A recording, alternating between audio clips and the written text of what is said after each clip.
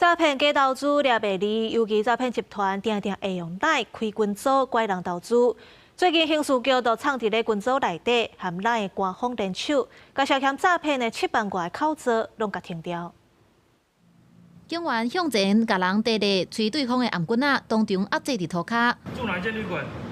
旅居，是不是？红领的外籍男性来自马来西亚，经过身份的称查，是去做观光客来台湾佚佗，实际上做诈骗的车手。连续弃获叶姓以及杨姓2名马来西亚籍外籍车手，并且在2人身上查扣现金76万余元。这类诈欺的车手，真侪领的压榨钱拢是对假投资来的，不过拐骗的一个大平台内，有真侪口罩拢变做安尼。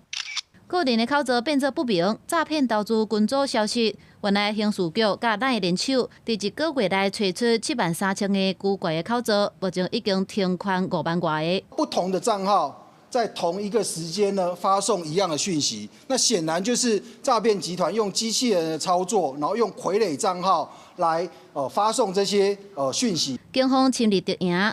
照面册顶平台，重新加入咱的社群，再搁对群组内底分析可疑的成员身份，通报咱来处理。只是还未有明确的犯罪事证，直接大规模停权。刑事局是坦白讲，可能有用户无缘无故互人停用，不过若是停用停唔对去，拢会使申诉甲反映。像 FB 什么的，你根本没有办法杜绝他们啊。